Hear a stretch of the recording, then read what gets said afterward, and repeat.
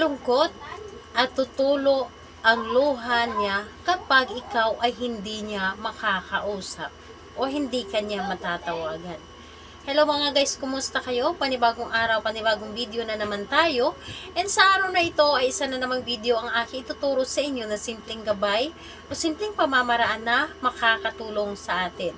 At bago ang lahat, gusto ko lang mag-disclaimer sa mga taong hindi maniniwala at hindi gusto ang mga kagaya nitong video. Please skip this video and maghanap kayo ng videos na gustong gusto nyo dahil ang video na ito ay para lamang ito sa mga taong naniniwala in gusto mag-try. So, ngayon po, sa lahat po ng mga nag-comment po sa aking mga videos dito po sa loob ng aking channel, sa mga nagre-reply po sa inyo na dinadala kayo sa WhatsApp, huwag na po kayo maniwala doon dahil upang iwas scam po tayo. So, ngayon po, ay gusto nyo ba na malulungkot or malungkot ang inyong partner, malungkot ang inyong target, or tutulo ang kanyang luha kapag ikaw po ay hindi kanya matawagan, hindi kanya makausap. So, gawin ninyo po ito upang si partner ninyo ay talagang mag-aalala at hindi mapakali hanggat hindi kanya makakausap. Ito ay pwede mong gawin sa parihas sa kasarian, babae ito babae and lalaki ito lalaki. Siyempre sa ating babae at lalaki. And pwede din po itong gawin sa inyong mga kamag-anak. Yes po. Pwede ninyo itong gawin sa mga kamag-anak or pwede ninyo itong gawin sa mga taong nagkakautang sa inyo. Ngayon po, ang inyong gagawin lamang or ang ating kailangan lamang dito na gamitin upang magawa natin ito, kailangan nyo lamang dito maghanda ng isang baso. Baso na clear at babasagin po ito.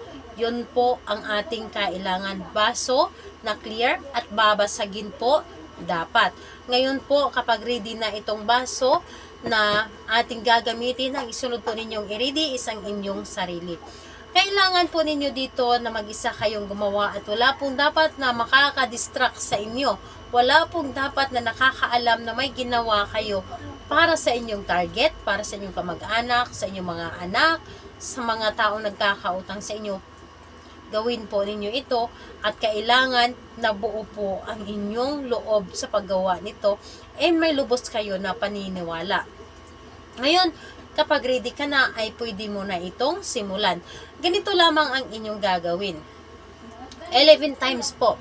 11 times po dito, yung baso na ito, itapat nyo lamang dito sa inyong baba. Itapat nyo lamang dito sa inyong baba at sambitin po ninyo ang inyong target. So, ganito po. Pangalan, apelyido, at isunod mo po, malulungkot ka at iiyak ka hanggat hindi mo ako matatawagan. Pangalan, apelyido, malulungkot ka, iiyak ka hanggat hindi mo ako matatawagan. So, 7 beses or 11 times po ito, nasasambitin mo ng paulit-ulit. Again po, dapat hindi ka po malalagpas sa 11 times na paulit-ulit or hindi ka magkulang.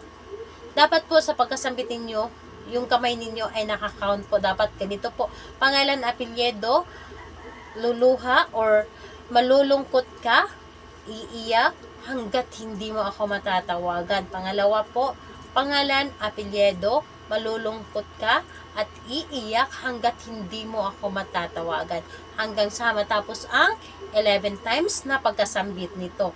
Dapat po focus sa pagsambit at dapat yung isip ninyo habang sinasambit ninyo ito ay nasa iyong target po dapat. Nasa kanya po dapat ang inyong isip. Nakafocus kayo sa kanya at dapat focus din po dito sa inyong sinasambit. Dapat po ay maramdaman niya kaagad dahil dito mabilis itong gumana kapag ito ay inyong ginawa. Basta't nagagaling lamang sa inyong puso ang inyong mga sinasabi. So, pagkatapos ng 11 times sa pagkasambit, yung kanyang pangalan, apelyido, at yung ating magic words na malulungkot ka, iiyak hanggat hindi mo ako matatawagan, ang gagawin nyo po, itong baso na ito, ilagay nyo lamang dito sa inyong palad, at habang nasa iyong palad ito, dapat po ay binivisualize ninyo siya, iniisip ninyo siya, mas maganda na pumikit kayo upang maisip mo yung mukha niya at mabilis ito niyang mararamdaman. Ngayon, pagkalipas ng mga ilang minuto, ang baso na ito, humanap kayo na medyo mataas na bahagi na pagpatungan nito. Paglagyan nitong baso nito, dapat po ay nakataob lamang doon sa inyong pagpatungan ng baso na ito. Hayaan ninyo siya, huwag ninyong kunin hanggat hindi pa siya tumawag sa inyo. So, ayun po, kapag siya ay tumawag na, pwede nyo na itong kunin at hugasan po ang baso na inyong ginawa or ginamit. So, pwede ninyo siyang gawin sa kahit anong araw at kahit anong oras kung gustuhin po ninyo or gusto po ninyo or malakas yung energy ninyo. So, ayun po, wala pong problema kung anong oras mo siyang umpisahan, anong araw mo siyang umpisahan, wala po itong problema. Basta gusto niyo po itong gawin at malakas yung energy ninyo na para bang hinihila kayo na gawin ninyo ito. So, ayun po. Kung may mga katanungan kayo, mag-comment lamang sa baba upang ma-replyan ko po kayo. Bye-bye everyone. God bless us all.